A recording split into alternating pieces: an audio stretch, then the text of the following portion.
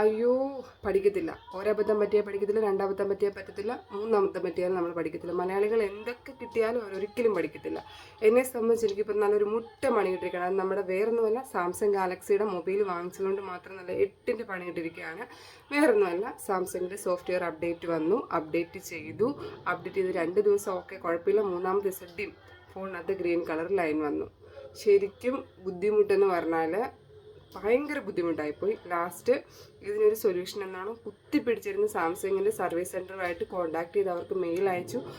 കുറേ മെയിൽ അയച്ച ശേഷം അവർ 2 റെസ്പോൺസ് വന്നു. ആ റെസ്പോൺസ് എന്നാന്ന് ചോദിച്ചാൽ വേറൊന്നുമല്ല, ഫോൺ റീസ്റ്റാർട്ട് ചെയ്താൽ നിങ്ങളുടെ പ്രോബ്ലം സോൾവ് ആകുമെന്ന് പറഞ്ഞു. അങ്ങനെ അവർ പറഞ്ഞ ടെക്നിക്ക് വെച്ച് ഫോൺ റീസ്റ്റോർ ചെയ്യാനായിട്ട് ശ്രമിച്ചു.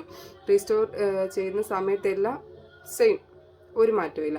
പിന്നെ ഞാൻ ചെയ്യുന്ന തെറ്റ് കൊണ്ടാണോ ഇത് സംഭവിക്കുന്നതെന്ന് അറിയാൻ വേണ്ടി അടുത്തുള്ളൊരു മൊബൈൽ ഷോപ്പിൽ കൊണ്ടുപോയി അവരും ഇതേ ട്രിക്കെല്ലാം ചെയ്ത് നോക്കിയിട്ടും ഒരു മാറ്റമില്ല. ഗ്രീൻ ലൈൻ അതുപോലെ തന്നെ സെൻട്രൽ എൻ്റെ മുഖത്തെ 2 വരെയായിട്ട് വിഭജിച്ച് നിൽപ്പുണ്ട്. അതുകൊണ്ട് ഇതിനൊരു സൊല്യൂഷൻ അറിയാൻ പറ്റുന്ന എൻ്റെ ഏതെങ്കിലും ഒരു ഫ്രണ്ട്സ് ഉണ്ടെങ്കിൽ എനിക്കൊന്ന് കമൻറ്റ് ചെയ്യണം. അത് മാത്രമല്ല, ഈ ഒരു ബുദ്ധിമുട്ട് അനുഭവിക്കുന്ന ആൾക്കാർ വേറെ ഉണ്ടെങ്കിൽ അവരും ഒന്ന് കമൻറ്റ് ചെയ്യണം. ചിലപ്പോൾ എനിക്ക് കിട്ടുന്ന ഒരു സൊല്യൂഷൻ നിങ്ങൾക്കും പ്രയോജനപ്പെടും. പിന്നെ എൻ്റെ ഭാഗത്തു നിന്നൊരു മിസ്റ്റേക്ക് അല്ല, എൻ്റെ കയ്യിൽ നിന്ന് ഫോൺ താഴെ വീഴ് ചെയ്തിട്ടില്ല, എൻ്റെ കയ്യിൽ നിന്ന് ഫോൺ വെള്ളത്തിൽ വീഴുക അങ്ങനെയുള്ള യാതൊരു മിസ്റ്റേക്കും ഉണ്ടായിട്ടില്ല. ഞാൻ എൻ്റെ പൂജാമുറിയിൽ ദൈവങ്ങളെ പോലെയാണ് എൻ്റെ ഫോണിനെ നോക്കുന്നത്. പക്ഷേ ഇത് എൻ്റെ ഭാഗത്തുനിന്ന് മിസ്റ്റേക്ക് അല്ലാത്തത് കാരണം ഉറപ്പായിട്ടും സാംസങ്ങുകാർ റെസ്പോണ്ട് ചെയ്ത് തരേണ്ടതാണ്. പക്ഷേ അവർ ചെയ്ത് തന്നിട്ടില്ല ഗൈസ്. അത് മാത്രമല്ല, അവർ പറഞ്ഞ് റീസ്റ്റോർ ചെയ്ത് പ്രശ്നം സോൾവ് ആകുന്നതാണ്. പക്ഷേ എത്ര റീസ്റ്റോർ ചെയ്തിട്ട് ഇതിൻ്റെ പ്രശ്നം മാറുന്നില്ല. അപ്പോൾ ഇതിനൊരു സൊല്യൂഷൻ അറിയുന്ന ആൾക്കാരുണ്ടെങ്കിൽ ഒന്ന് പറഞ്ഞു തരിക. പിന്നെ എൻ്റെ ഒരു ഇത് കാരണം ഞാൻ അവിടെ മൊബൈൽ ഷോപ്പിൽ ചെന്നപ്പോൾ അവർ പറയുന്നതെന്ന് പറഞ്ഞാൽ ഇതിനി വേറെ സൊല്യൂഷനൊന്നുമില്ല, ഡിസ്പ്ലേ ചേഞ്ച് ചെയ്തേ പറ്റത്തുള്ളൂ. അപ്പോൾ ഡിസ്പ്ലേ ചേഞ്ച് ചെയ്യാനിപ്പോൾ ഞാൻ ചിന്തിച്ചെന്നാൽ ഓക്കെ കുറച്ച് കോസ്റ്റിലാണ്, നമുക്ക് ചെയ്ത് നോക്കാമെന്ന് കരുതി അങ്ങനെ ചോദിച്ചപ്പോഴത്തേക്കിന് ഏകദേശം ഒരു 10 രൂപ തൊട്ട് 15 രൂപ വരെ റേറ്റിലാണ് അവർ പറയുന്നതിൻ്റെ അത് അവർ ഏകദേശമാണ് പറയുന്നത്. കസ്റ്റമർ കെയറിൽ സംസാരിച്ചാലേ അതിൻ്റെ കറക്റ്റ് പ്രൈസ് പറയാൻ പറ്റത്തുള്ളൂ. അപ്പോൾ എന്താണെങ്കിലും ഏകദേശം ഒരു 10 രൂപയ്ക്ക് മുകളിലാകുമെന്നാണ് അവർ പറയുന്നത്.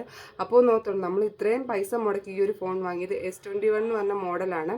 നമ്മൾ ഫോൺ വാങ്ങിയതിന് ശേഷം വീണ്ടും അതിനുവേണ്ടി പൈസ ചിലവാക്കുക എന്ന് പറഞ്ഞാൽ എന്ത് ബുദ്ധിമുട്ടായിരിക്കും. നമ്മളെപ്പോലുള്ളവരൊക്കെ ഈ സാധാരണക്കാർ ഈ ഫോൺ എടുക്കുന്നത് തന്നെ നമ്മൾ സാംസങ്ങിനൊക്കെ ഇത്രയും ബ്രാൻഡഡ് വിശ്വസ്തമായുള്ളൊരു കമ്പനി ആയതുകൊണ്ട് മാത്രമാണ് നമ്മൾ ഇതിനെ ബേസിക് ആക്കി ഫോൺ എടുക്കുന്നത്. അതല്ല നമുക്ക് ആഴ്ചയിലും മാസത്തിലും ഒക്കെ വർഷത്തിലും ഫോൺ മാറാനാണെങ്കിൽ ഏതെങ്കിലും ഒരു ലോക്കൽ ഫോൺ നമുക്ക് യൂസ് ചെയ്താൽ മതിയല്ലോ. നമ്മൾ ഇത്രയും ബ്രാൻഡഡ് ആയിട്ടുള്ള കമ്പനിയെ വിശ്വസിക്കുന്നത് നമ്മൾ അവരെ വിശ്വസിക്കുന്നതാണ്, അവർ പ്രൊവൈഡ് ചെയ്യുന്ന രീതികളും അതുപോലെയുള്ള എല്ലാം വിശ്വസിച്ചാണ്. പക്ഷേ ഇപ്പോഴിപ്പം സാംസങ്ങിൻ്റെ ഭാഗത്തു നിന്ന റെസ്പോൺസ് വളരെ നെഗറ്റീവായിട്ടുള്ള റെസ്പോൺസാണ്, വളരെ വേസ്റ്റ് ആണ്. അതുകൊണ്ട് ഈ ഒരു ബുദ്ധിമുട്ട് അനുഭവിക്കുന്ന ആൾക്കാരുണ്ടെങ്കിൽ മാക്സിമം എൻ്റെ അടുത്ത് ഇതിൻ്റെ ഒരു സൊല്യൂഷൻ പറഞ്ഞു തരിക. അത് മാത്രമല്ല, ഇതിനി വേറെ സൊല്യൂഷനൊന്നുമില്ല, ഡിസ്പ്ലേ ചേഞ്ച് ചെയ്യുന്ന ഒരു ഓപ്ഷൻ ഇല്ലെങ്കിൽ മാക്സിമം സാംസങ്ങിൻ്റെ ആൾക്കാരുടെ മുന്നോട്ട് ഈ വീഡിയോ എത്തുന്നിടം വരെ ഷെയർ ചെയ്യുക. കാരണം ഇനി ഞാനിതിൻ്റെ പേരിൽ ഒരു രൂപ പോലും ഞാൻ മുടക്കത്തില്ല. ഇത്രയും വില കൊടുത്ത് നമ്മളൊരു ഫോൺ മേടിക്കുന്ന 1-2 വർഷം കഴിയുമ്പോൾ ചേഞ്ച് ചെയ്യാൻ വേണ്ടി, അതിൻ്റെ ഡിസ്പ്ലേ ചേഞ്ച് ചെയ്ത് യൂസ് ചെയ്യാൻ വേണ്ടിയല്ല. ഈവൻ നമ്മുടെ കയ്യിൽ നിന്ന് ഫോൺ വീണ് എന്തെങ്കിലും പറ്റിയതായിരുന്നെങ്കിൽ ഉറപ്പായിട്ടും നമുക്ക് ശരി ഓക്കെ എൻ്റെ താഴെ വീണ് പൊട്ടിയതാണ്, അതുകൊണ്ട് നമുക്ക് കോസ്റ്റ് മുടക്കാം എന്നൊരു ചിന്ത നമുക്ക് വന്നേനെ. പക്ഷേ ഇത് അങ്ങനെയൊന്നുമല്ല. അവരുടെ സെക്യൂരിറ്റിയുടെ ഭാഗമായിട്ട് അവർ പുതിയൊരു അപ്ഡേഷൻ കൊണ്ടുവന്നു. നമ്മളത് അപ്ഡേറ്റ് ചെയ്യുന്ന ഒരു ഉപഭോക്താവ് നിലയിൽ നമ്മളത് അപ്ഡേറ്റ് ചെയ്യുമ്പോഴത്തേക്കും അവരിതുപോലത്തെ ഡാഡി ഇല്ലായ്മ കാണിക്കുമ്പോൾ നമ്മൾ എന്തായാലും പ്രതികരിക്കണമല്ലോ.